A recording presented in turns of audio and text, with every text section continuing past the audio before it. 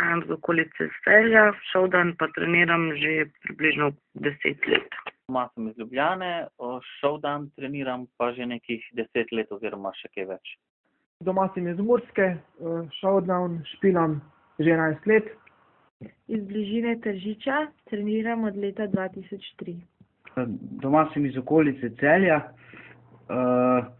Ta šport sem spoznal pred 13 leti, v reprezentanci sem 6 let in sem aktualni svetovni prvak.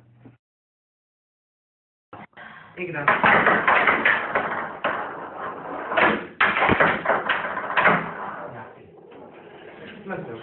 Šovdan je igra za slepe in slabovidne, najbolj je podobna air hokeju, to se pravi namiznemu hokeju.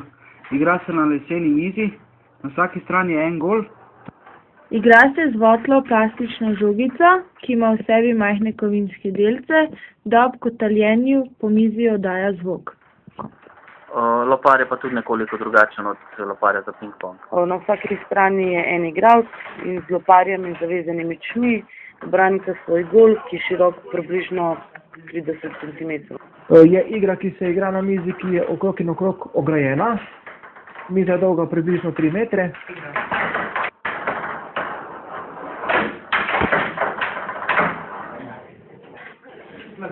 Zakaj sem se odločila za igro? Se kar težko spomnim, ker sem bila stara okoli 10 let, takrat je bila možnost.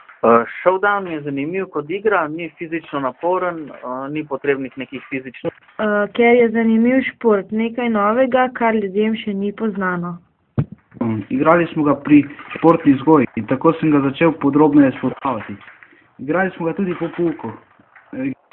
Šovdan je zanimiv kot igra, ni fizično naporen, ni potrebnih nekaj fizičnih treningov, priprav in tako. Mi je pa zanimiv, ker moraš vložiti neko znanje, nek trud, je taktični šport, je šport strategije. Zdaj igrati sem začel predvsem zaradi tega, ker mi je bila igra zelo všeč. Predvsem bilo mi všeč, kako žogica po mizi potuje.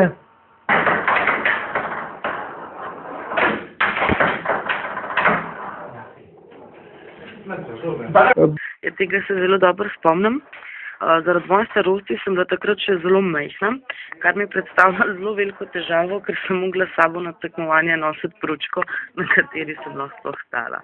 Na začetku mi nobena stvar ni predstavljala težave pri igri. Hitro sem se navadil s lepote med igro in se dobro orientiral po mizi. Za začetnika ni bilo potrebno veliko znanja. Kasneje pa se je potrebno naučiti kar dosti vrlin, da si lahko uspešen v samem športu. Največjo težavo mi je predstavljala sama orientacija po mizi, saj si nisem mogla predstavljati, kje je žogica, ter kam in kako jo moraš udariti, da si ne daš avtogola.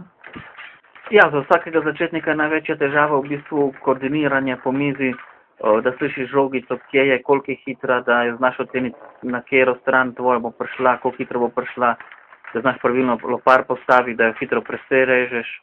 Se pravi, ta orientacija po mizi, refleksi, hitri, reakcije, to je tisto najbolj ključno.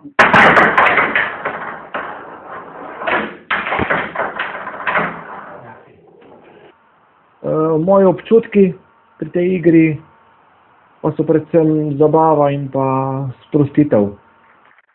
Šovdan predstavlja po eni strani občutek tistega tekmovalnega duha, ki je prisoten na tekmovanjih, po drugi strani pa je to tudi sproščanje napetosti, ki jo doživljam pač v šoli, prej v srednji, zdaj na faksu.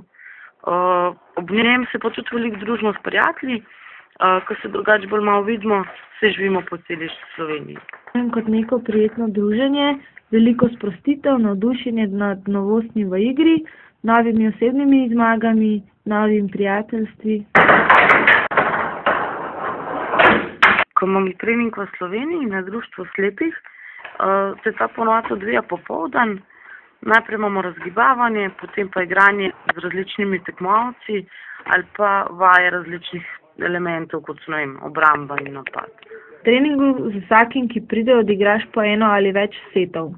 Med igro razmišljaš, kje si slab in te udarce ponavljaš v nedogled. Po 1,5 ure zaključimo in gremo na pijačo in domov.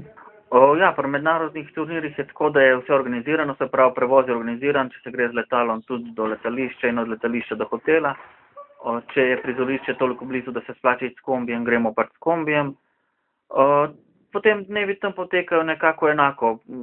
Tekme skozi cel dan praktično, zvečer kakšna analiza, mogoče kak dan vmes ali pa popoldan namenjen kakim turističnim ogledom, izletom, to je pač odvisno od samega organizatorja. Ne potrebujemo nobenih posebnih prilagoditev, saj vse, kar ne vidi eden, mu pomaga drugi.